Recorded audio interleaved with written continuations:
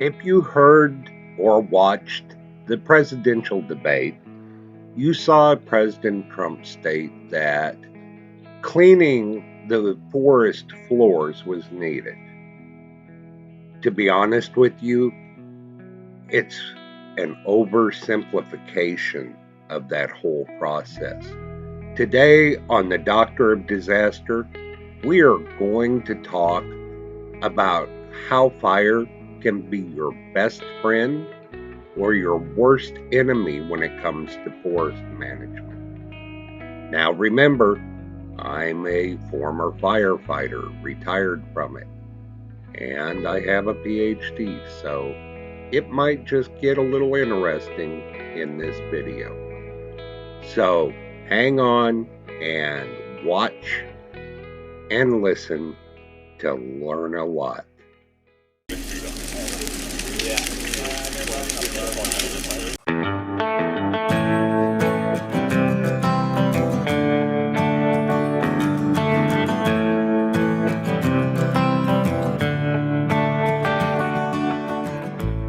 The Doctor of Disaster is a wholly owned subsidiary of Warnick and Associates Incorporated. Don't forget to get your copy of the Doctor of Disaster's book, Emergency Incident Management Systems, at Amazon.com. Well, it's harvest time, and it's windy, so it's typical fall. But you can see how the farmers around me are harvesting. Hello, everyone. Welcome to the Doctor of Disaster. I am your host, Dr. Mark Warnick. I am considered a subject matter expert by not one, but two different universities. Before we start this, let's cut to this brief reminder. I'd like to remind you to like, subscribe, and comment. This helps me with the YouTube algorithm, and quite frankly, this information needs to get out. Today, we're going to be discussing something President Trump brought up in the debate last night. Last night, he said that the reason that California burns so much is they don't clean the forest floor. And I've got to say, it's an oversimplification what he's saying. But yes, he is correct. Let me explain. For those that don't know, look over there. See those fire helmets? Those were mine, still are mine. But I was a firefighter for a good long time. And one thing I understand beyond anything else is fire and, to a certain extent, EMS. Now, when we talk about wildfires, the number one thing to remember is fuel. It takes fuel for a fire to continue. So, in essence, what you've got to do is remove the fuel. Now, this doesn't mean they've got to clean the forest. There's multiple ways to remove that fuel, and for the most part, it's not being done. The problem is when the fire comes up, yeah, I'm all with it. It gets into the treetops and then it becomes more uncontrollable. However, if you kept the fire down low, the possibility of igniting those treetops is a lot less. So we removed the fuel off the floor. How do we do that? Well, there's several different methods. One is there are people in California that will bring out an electric fence and goats, and they will eat the underbrush and all the vegetation that they can reach. Now, this has become a new thing. It's a little expensive, but you know, if it works, why not? I believe it's about the same price as other methods. What are other methods? Some of the other methods are to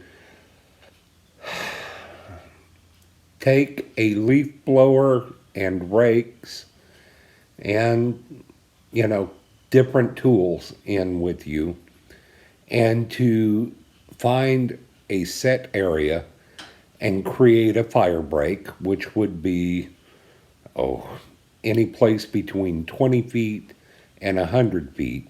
And what you would do is literally clean the forest or the woods floor down to dirt. You would blow all that, if you used a blower, into where you were going to do a prescribed burn. Now, some people say, oh my gosh, you're trying to prevent fire by starting one? Yes and no. Let me explain it to you. First and foremost, you've got to pick the right day. The right day is a day with high humidity, with a wet forest floor. And what you would do is you would clear on all 4 or 5 or however many sides a ground area, and then you would ignite it with what they call drip torches. And here's a picture of a drip torch working. What this does is it burns out the fuel. And if you're cautious in how you do it, fire won't spread, it'll stay contained. Now, something to remember on those hillsides, in the morning, the heat and wind will typically go up. It's a rising effect. In the afternoon, towards evening, that air will move down. So if you're going to burn in the morning, you would start at your highest point and let the fire slowly work its way back to the lowest point. Now, you can't just ignite it and walk away. You've got to have specialized crews there, normally foresters, who will monitor and do anything that needs to be done to make sure that the fire doesn't get out. They also go in afterwards and they cut snags out and whatever else they need to do. Snags are trees that are burning, like a dead tree standing, so that it doesn't spread those sparks everywhere. Now, another way of doing that is to come in with a bulldozer and bulldoze a clearing. Typically, I'd say it's about 12 to 20 feet normally. There's different circumstances for everything. And then burn it with a drip torch. Now, this method essentially burns up all the fuel on the floor. Is it cleaning the floor? No, it's not. It is, but it isn't. Okay?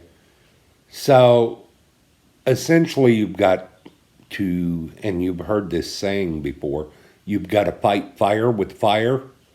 That's what you're doing. Now, you can literally clean the forest floor with rakes and leaf blowers and all that. However, if everyone doesn't do it, all it takes is one instance when the humidity is down and the heat is up for that to go into the treetops and pull the flames from treetop to treetop. Once again, once it's in the treetops, it's hard to take it out. You also need to make sure that it's a calm day if you're going to do any of that.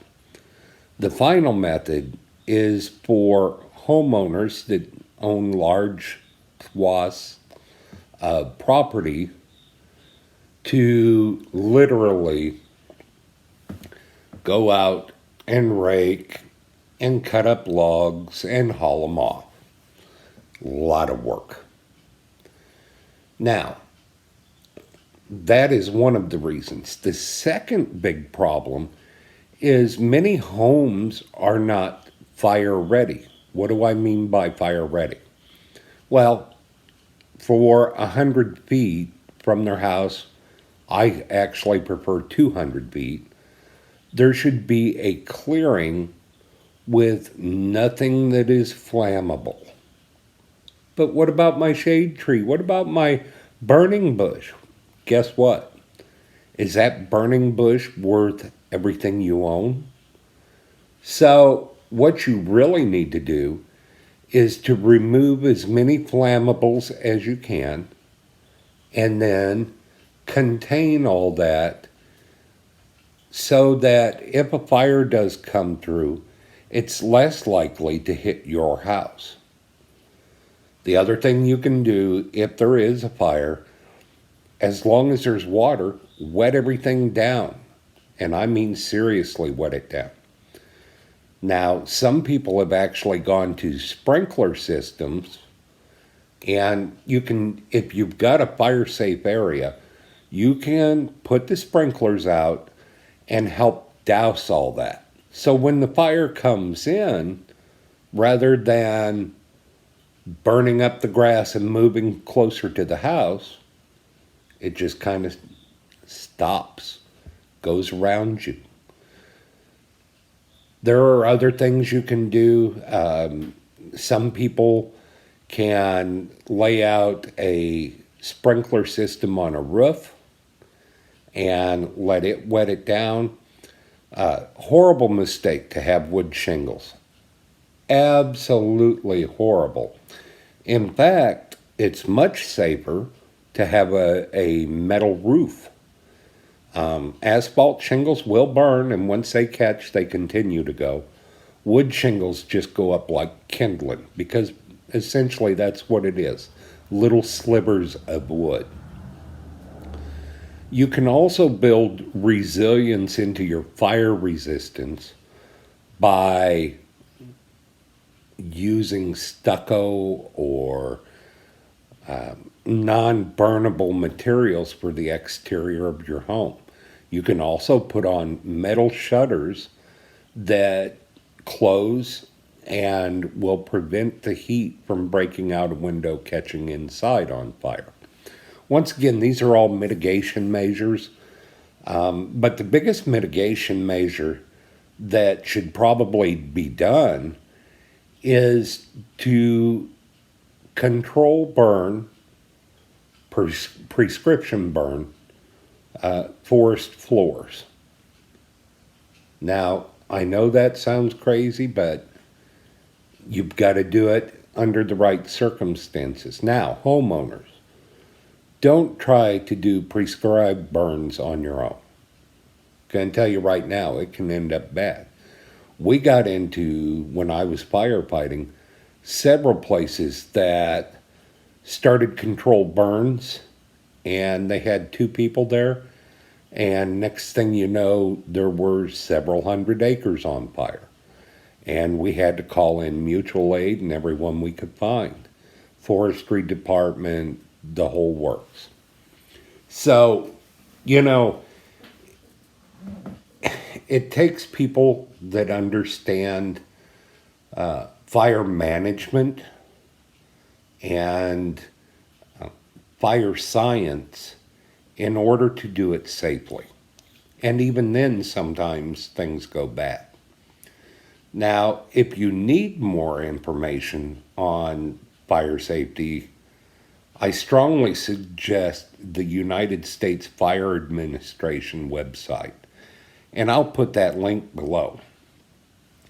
Finally, let me wrap up by saying that no government, none, could clean all the underbrush up on their own, especially in a state the size of California. Now, when the right conditions come And the conditions are right on the California coast. It can just take off and keep going. Is California the only one? No, you've got Colorado, you've got Utah, you've got Idaho, Washington State. You even have Tennessee that right near Dollywood had a huge fire. They had people from all over the country coming in. So when the circumstances are right, it will take off. High winds, low humidity, sometimes heat, sometimes not. But normally the heat helps accelerate where cool temperatures cool everything down so they won't spread as quick. The other thing to remember is you need to be aware of everything that might cause fires. Cigarettes, don't chuck them out the window. Fireworks, be aware of lightning, electrical lines, so much more. But, the big thing is use common sense. Think about the other guy, and you should be okay. Now, if you're a large homeowner that has a lot of property and you are just letting it grow and grow over and all that stuff, you're part of the problem. You need to be proactive in reducing your fire risk. And if you're a homeowner with anything flammable, trees or anything, in a fire-prone area, you should clear that to the best of your ability. Keep it maintained and don't let grass grow up. Now, let's talk about wild grasses. When I lived in Missouri, we had this stuff called broom sage. And broom sage would grow 3 or 4 foot tall and look like straw, like a broom straw. They actually used to make broom straws out of that, the broom sage. But when it caught, if it was a field of it, or if it went up a mountainside, guess what? It was going quick. Think about taking little pieces of broom, pulling it out, and I'm not talking the synthetic brooms, I'm talking the natural brooms, laying it out all over the place and then lighting it. How long do you think it would take to go up? We strongly urged people to cut it down so there was less fuel and it'd die and go back into the ground. No matter what, you need to reduce the fuels as much as possible. If you need more information on something like this, please do not hesitate to contact me. I can show you resources. I can tell you what I would do. I would even tell you how to trim your trees, not cut them down, but trim them so that you were less susceptible to a wildfire. Well, I think I've covered pretty much everything. Once again, President Trump made an oversimplification on that. It's quite labor intensive, but he's right. It's something that needs to be done. And the government can't do it all. There's too much property. So until next time, be safe. Without any further ado, I'd like to remind you to like, subscribe, and comment. This helps me with the YouTube algorithm, and quite frankly, this information needs to get out.